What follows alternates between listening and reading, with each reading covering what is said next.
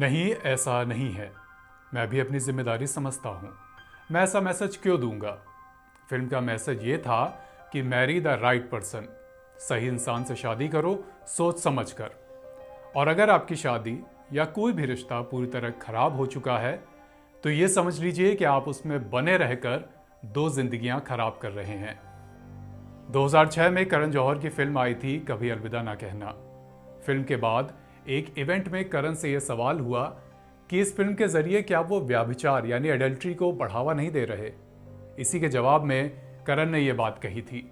हमने ये बात क्यों कही, इसका संदर्भ आपको अभी आगे समझ आएगा। एसडीएम ज्योति मौर्य, ये नाम पिछले कुछ दिनों से विवादों में है। मुख्य रूप से किन किन बातों पर इतना बवाल है? नंबर 1, एसडीएम ज्योति मौर्य पति आलोक को छोड़ना चाहती हैं। नंबर 2, ज्योति शादी के बाद पढ़ाई लिखाई करके तैयारी करके एसडीएम बनी। अब एसडीएम बनने के बाद वो इस शादी से बाहर आना चाहती हैं, तो बात उठ रही है कि वो सफल होने के बाद पुराने रिश्तों को छोड़ना चाहती हैं। नंबर 3, ज्योति के पति आलोक और ज्योति के ससुराल वालों का कहना है कि उन्होंने शादी के बाद ज्योति के पढ़ने लिखने में मदद की, कोई रोक नहीं लगाई, तभी जाकर वो एसडीएम बन पाई, और अब जब बन गई तो तलाक चाहती हैं। नंबर 4, ज्योति के पति का यह भी आरोप है कि शादी में रहते ज्योति का किसी और व्यक्ति के साथ एक्स्ट्रा मैरिटल अफेयर भी है, व्यक्ति जो कि खुद भी शादीशुदा है। शादी बहुत संवेदनशील मसला होता है। शादी के बाद अलग होना संवेदनशील और विवादित। फिर हमारा समाज शादियों या किसी भी रिश्ते के आदर्श स्वरूप के प्रति ऑब्सेस्ड है। हम चाहते हैं कि पति पत्नी के बीच बातें कितनी भी बिगड़ें पर वो साथ रहें। डोली आई थी अर्थी जाएगी वाला कंसेप्ट भारतीय समाज में शादियों के औसत स्वरूप में भी लंबा टिकने के पीछे की तमाम वजहों में से एक है। मैं अपने आसपास कुछ कपल्स को देखता हूं जो बरसों तक शादी को ढोने के बाद और इसके सफल होने की हर उम्मीद खत्म होने के बाद अलग हुए। इसके बाद भी उन्हें बार बार ये ताने मिलते रहे कि कितना भी कुछ हुआ था लेकिन अलग नहीं होना चाहिए था। लेकिन क्या जीवन के बचे हुए 25-30 साल वो इसी तरह से साथ में कुड़ कुड़ कर काट सकते थे? शादी क्या, किसी भी रिश्ते को बचाने का भरपूर प्रयास होना चाहिए, लेकिन दुनिया में हर रिश्ता नहीं बच पाता, ये भी एक सत्य है। दुर्भाग्य से ज्योति और आलोक का रिश्ता इस दूसरे छोर पर ही खड़ा हुआ दिख रहा है। ज्योति तलाक चाहती हैं, आलोक नहीं चाहते। दोनों का रिश्ता बचने की जो थोड़ी बहुत गुंजाइश थी भी, वो सारी बातें पब्लिक में आने और इतनी छीछा लेदर होने के बाद खत्म होती दिख रही हैं। दोनों में से एक पक्ष क्यों अलगाव चाहता है, दूसरा पक्ष क्यों नहीं चाहता, ये उन दोनों का निजी मसला है। यूँ तो ये पूरा मसला ही उनका निजी है, लेकिन इसको पब्लिक में लाया भी कौन? वो दोनों ही। दोनों का नाम ढक कर अगर सिर्फ किसी रैंडम पति पत्नी के लिहाज से ही सोचें तो सार्वजनिक तौर पर इतना कुछ होने के बाद शायद ही ऐसी कोई शादी या ऐसा कोई रिश्ता टिक पाता। यह था हमारे पहले पॉइंट का एलैबोरेशन। अब बात दूसरे पॉइंट की, और यही वो बात है जिस पर ज्योति की सबसे ज़्यादा गलतियां दी जा रही हैं। पुराने लोगों को और आड़े वक्त के लोगों को भूलना नहीं चाहिए, छोड़ना नहीं चाहिए। ये बहुत बड़ी और गहरी बात है। हर कोई इस पर चल नहीं पाता। लोग बदलते हैं और बदलने के साथ साथ वो अपने आसपास के लोगों को भी बदल देना चाहते हैं, क्योंकि अब कई बार उन्हें लगता है कि ये लोग मेरे साथ सेम टेंजेंट पर नहीं हैं, इनका सोचने का तरीका, इनका स्तर, इनका इंटेलेक्ट मेरे बराबर नहीं है। जो लोग जीवन में आगे बढ़ने के बाद पुराने करीबी लोगों को छोड़ देते हैं, अधिकतर मौक़ों पर उनके हिस्से क्रिटिसिज्म ही आता है।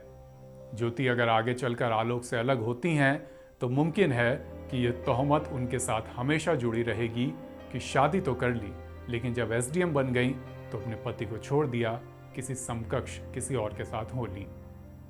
अगर पुराने रिश्तों को भुलाने की बात पर ज्योति के हिस्से आलोचना आ सकती है, तो इस पूरे विवाद का एक हिस्सा ऐसा भी है जहां ज्योति के पति और ससुराल वालों की बात भी हमको, आपको, समाज को खटकनी चाहिए, लेकिन अब तक ऐसा होता दिख नहीं रहा।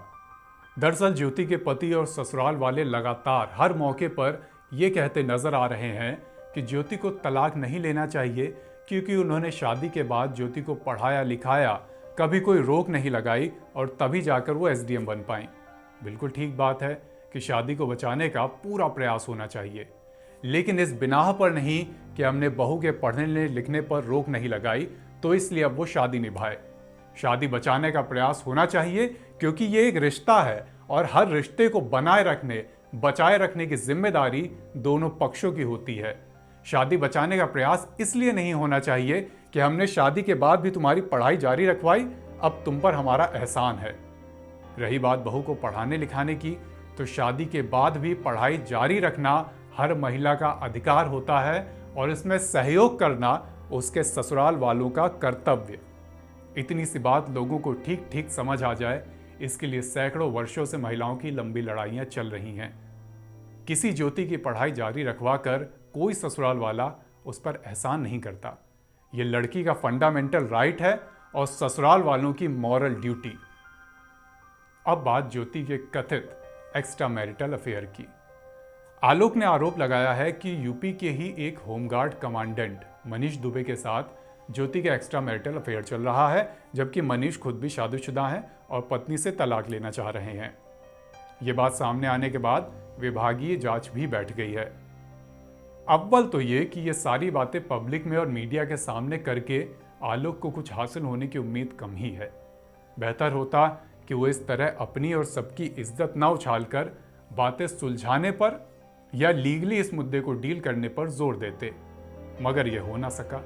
और अब यह आलम है कि ज्योति आलोक की शादी बचने की रही सही उम्मीद भी जाती दिख रही है, क्योंकि जाहिर सी बात है कि मीडिया उनकी शादी बचाने नहीं आएगा। रही बात एक्स्ट्रा मैरिटल अफेयर की, तो ये बहुत कॉम्प्लेक्स मसला है। इसके कई पक्ष हैं। एक पक्ष जाहिर सी बात है कि वो है जो इसे चीटिंग के दायरे में लाता है। ये चीटिंग है भी, एक रिश्ते में रहकर दूसरे रिश्ते को शह देना। और बहुत बड़ा ही दिल दिखाने वाले वो लोग होंगे जो रिश्ते में चीटिंग को माफ़ कर देते होंगे। लेकिन एक छोटा ही सही इसका एक दूसरा पक्ष भी है, जो वही बात करता है जहां से हमने अपनी बातें शुरू की थी। करण जौहर का बयान और कभी अलविदा ना कहना कि सही इंसान से शादी करिए, लेकिन कोई शादी करते वक्त ये कैसे गारंटी ले सकता है कि यही इंसान मेरे लिए सबसे सही होगा और हमेशा सही होगा। शादी हमारे समाज का हिस्सा है, तो तलाक और एक्स्ट्रा मैरिटल अफेयर भी इसी समाज का हिस्सा हैं। फिल्म में एक डायलॉग है जहां माया यानी रानी मुखर्जी देव यानी शाहरुख खान से पूछती है कि अगर शादी के बाद प्यार मिल जाए तो? जवाब में देव कहता है, नहीं ढूंढोगी तो नहीं मिलेगा। लेकिन फिल्म में आगे चलकर देव को ही माया से प्यार हो जाता है। एक्स्ट्रा मैरिटल अफेयर शादियों की बहुत घिचपिच सी तस्वीर है। इस घिचपिच से कोई भी एक रंग अलग कर पाना बहुत मुश्किल है। थर्ड पार्टी के लिए तो बहुत ही मुश्किल है। हम बाहर से देखकर इसमें कोई दखल देने की स्थिति में नहीं होते। हम कर सकते हैं तो सिर्फ इतना कि थर्ड पार्टी होने की जिम्मेदारी समझें और उन दोनों को या उन तीनों को अकेला छोड़ दें, उनकी निजता का सम्मान करें।